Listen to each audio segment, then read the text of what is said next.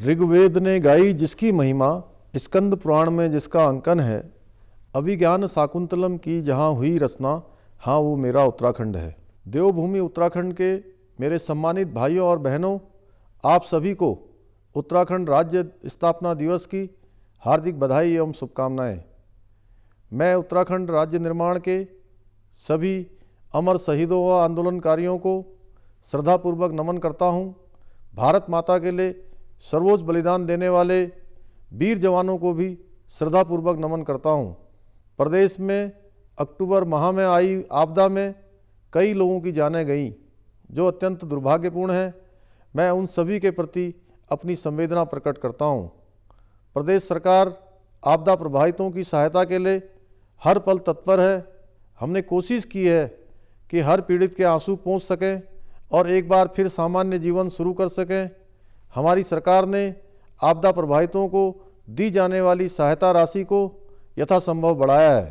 पूर्व प्रधानमंत्री भारत रत्न परम श्रद्धेय स्वर्गीय अटल बिहारी वाजपेयी जी ने प्रधानमंत्री रहते हुए राज्य निर्माण के साथ औद्योगिक उत्तराखंड की मजबूत नींव रखी थी। ऐसे महान व्यक्तित्व को उत्तराखंड की संपूर्ण जनता की ओर से सत सत नमन करता हूँ। प्रदेश की महान जनता के आशीर्वाद, सरकार की मजबूत इच्छा शक्ति, प्रधानमंत्री श्री नरेंद्र मोदी जी के उत्तराखंड के प्रति विशेष लगाव और केंद्र सरकार के सहयोग से उत्तराखंड तेजी से विकास की ओर अग्रसर हो रहा है। माननीय प्रधानमंत्री श्री नरेंद्र मोदी जी के मार्गदर्शन और केंद्र सरकार के सहयोग से राज्य में बहुत से ऐसे काम हुए हैं जो कि पहले मुमकिन नहीं लग रहे थे। पिछले 5 वर्षों में केंद्र सरकार द्वारा 1 लाख करोड़ रुपए से भी अधिक की विभिन्न परियोजनाएं प्रदेश के लिए स्वीकृत की गई हैं। इनमें बहुत सी योजनाओं पर काम हो गया है या काम तेजी से चल रहा है। 16,216 करोड़ रुपए की ऋषिकेश कर्णप्रयाग रेल परियोजना पर तेजी से काम चल रहा है। परियोजना को 2024-25 तक पूरा कर लिया जाएगा। टनकपुर, बागेश्वर और डोईवाला से गंगोत्री यमुनोत्री रेल लाइन के सर्वे की भारत सरकार द्वारा सहमति दी गई है। हरिद्वार देहरादून रेल लाइन के दोहरीकरण का कार्य जल्दी पूरा किया जाएगा।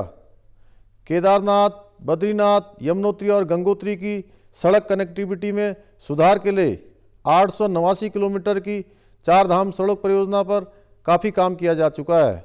जौलीग्रांट एयरपोर्ट को अंतर्राष्ट्रीय स्तर का बनाया जा रहा है। उधम सिंह नगर में ग्रीनफील्ड एयरपोर्ट विकसित किया जा रहा है। उत्तराखंड पहला राज्य है जहां उड़ान योजना में हेली सर्विस शुरू की गई है। पिछले कुछ वर्षों में एयर कनेक्टिविटी को बहुत मजबूती मिली है। आदरणीय प्रधानमंत्री श्री नरेंद्र मोदी जी की प्रस्तावित योजना के अनुसार शीघ्र ही हेमकुंड साहब को रोपवे से जोड़ा जा सकेगा और केदारनाथ तक केबल कार भी चलेगी, जिससे पर्यटन के क्षेत्र में हमें अत्यंत लाभ होगा। हम उत्तराखंड में अनेक उच्च स्तरीय संस्थाएं लाए हैं। इनमें देश का पहला drone application centre, CIPET coast guard भर्ती centre, national law university, centre of excellence और नेचुरल फाइबर शामिल हैं। इसके अतिरिक्त स्मार्ट सिटी परियोजना, उत्तराखंड वाटर मैनेजमेंट प्रोजेक्ट और जमरानी बहुउद्देशीय परियोजना, भारत नेट 2 फेज 2 परियोजना सहित अन्य बहुत सी परियोजनाएं भी डबल इंजन का ही परिणाम है। हमारी सरकार युवाओं के लिए समर्पित सरकार है। हमने 24,000 सरकारी पदों पर भर्ती की प्रक्रिया शुरू की है। राज्य की भर्ती परीक्षाओं में आवेदन शुल्क से राहत दी गई है। समूह ख व ग के पदों पर चयन में अभ्यर्थियों को आयु सीमा में 1 वर्ष की छूट दी गई है। संघ लोक सेवा आयोग, एनडीए, सीडीएस एवं उसके समकक्ष लिखित परीक्षा पास करने पर परिवार की आर्थिक स्थिति के आधार पर अभ्यर्थी को साक्षात्कार की तैयारी के लिए 50,000 रुपये की वित्तीय सहायता दी जा रही है। आज हमने अतिथि शिक्षकों का वेतन 15,000 रुपये से बढ़ाकर 25,000 रुपया कर दिया है। विभिन्न विभागों को स्वरोजगार के टाइम बाउंड लक्ष्य दिए गए हैं। आवेदकों की सुविधा के लिए कैंप लगाकर एक ही स्थान पर सारी औपचारिकताएं पूरी की जा रही हैं। ऑनलाइन पढ़ाई को और सुगम बनाने के लिए राज्य के राजकीय स्कूलों के कक्षा 10वीं व 12वीं के छात्र छात्राओं और गवर्नमेंट डिग्री कॉलेजों के विद्यार्थियों को टैबलेट उपलब्ध कराया जाएगा। शिवानंद नौटियाल छात्रवृत्ति की राशि को 250 रुपये से बढ़ाकर 1500 रुपये और श्रीदेव सुमन राज्य मेधावी छात्रवृत्ति की राशि को 150 रुपये से बढ़ाकर 1000 रुपये किया गया है। क्वालिटी एजुकेशन के लिए हमने सभी सरकारी विद्यालयों में NCERT की पाठ्य पुस्तकें अनिवार्य करवाई हैं। कॉलेजों को स्मार्ट कैंपस बनाया जा रहा है। बच्चों को पर्यावरण के प्रति जागरूक करने के लिए माध्यमिक विद्यालयों में स्मार्ट इको क्लब की स्थापना की गई है। माननीय प्रधानमंत्री जी की प्रेरणा से दुनिया का सबसे बड़ा कोविड वैक्सीनेशन अभियान सबको वैक्सीन मुफ्त वैक्सीन देश में संचालित किया जा रहा है। हाल ही में देश में 100 करोड़ डोज का महत्वपूर्ण पड़ाव पार किया गया है। प्रधानमंत्री जी के मार्गदर्शन में उत्तराखंड पूर्ण रूप से पात्र लाभार्थियों को कोविड-19 की वैक्सीन की प्रथम डोज लगाए जाने वाला राज्य बन गया है। 100% दूसरी डोज का लक्ष्य भी जल्द से जल्द पूरा किया जाएगा। कोविड-19 की पहली और दूसरी लहर में हमारे कोविड वॉरियर्स द्वारा सराहनीय कार्य किया गया है। प्रोत्साहन व सम्मान राशि द्वारा हमारी सरकार ने इनके मनोबल को बढ़ाने का काम किया है। विपरीत परिस्थितियों के बावजूद हमने कोविड से प्रभावित लोगों को जितना संभव हो सकता है राहत पहुंचाने की कोशिश की है। प्रदेश में कोविड-19 से प्रभावित पर्यटन, परिवहन व संस्कृति क्षेत्र से जुड़े लोगों के लिए लगभग 200 करोड़ रुपए, चिकित्सा क्षेत्र के लिए 205 करोड़, जबकि महिला स्वयं सहायता समूह और राज्य सरकार की स्वरोजगार योजनाओं से जुड़े लाभार्थियों को 118 करोड़ रुपए का कोविड राहत पैकेज दिया जा रहा है। लाभार्थियों के खातों में DBT द्वारा राहत राशि पहुंचनी भी शुरू हो गई है। प्रदेश में कोविड से प्रभावित परिवारों के निराश्रित बच्चों को वात्सल्य योजना का सहारा दिया गया है। ऐसे बच्चों को 21 वर्ष की आयु तक 3000 रुपये प्रति माह दिए जाएंगे। राज्य सरकार इन बच्चों का एक अभिभावक की तरह पूरा संरक्षण करेगी। पिछले वर्षों में हेल्थ इंफ्रास्ट्रक्चर में कई गुना बढ़ोतरी हुई है। प्रत्येक जिले में ऑक्सीजन प्लांट प्रारंभ किए गए हैं। हमने राज्य में निःशुल्क जांच योजना प्रारंभ की है। इसके तहत मरीजों को 207 प्रकार की पैथोलॉजिकल जांचों की निःशुल्क सुविधा मिल रही है। आयुष्मान उत्तराखंड योजना में 44 लाख लोगों के आयुष्मान कार्ड बनाए जा चुके हैं। आयुष्मान योजना के अंतर्गत अब तक 3,40,000 से अधिक मरीज मुफ्त में उपचार करा चुके हैं। योजना के अंतर्गत लाभार्थियों के उपचार पर अब तक 461 करोड़ रुपए का व्यय किया जा चुका है। माननीय प्रधानमंत्री जी के बेटी बचाओ बेटी पढ़ाओ अभियान को आगे बढ़ाते हुए हमने मुख्यमंत्री महालक्ष्मी योजना की शुरुआत की है। इसके तहत प्रथम 2 बालिकाओं के जन्म पर माता और नवजात कन्या शिशु को मुख्यमंत्री महालक्ष्मी किट उपलब्ध कराई जा रही है। हमारी सरकार ने आंगनबाड़ी बहनों के मानदेय में बढ़ोतरी की है। प्रदेश के लोक कलाकारों का मानदेय दुगना किया गया है। वृद्धावस्था, विधवा और दिव्यांगजनों की पेंशन की राशि को 1000 रुपये प्रति माह से बढ़ाकर 1200 रुपये प्रति माह किया गया है। ग्राम प्रहरियों का मानदेय रुपये 2000 प्रति माह किया गया है। हमारी सरकार अंत्योदय की भावना के अनुरूप विकास का लाभ अंतिम छोर में खड़े व्यक्ति तक पहुंचाने का प्रयास कर रही है। लोगों को योजनाओं का लाभ मिले और उनकी समस्याओं का समाधान हो, इसके लिए सरलीकरण, समाधान, निस्तारण व संतुष्टि पर खास तौर पर फोकस किया गया है।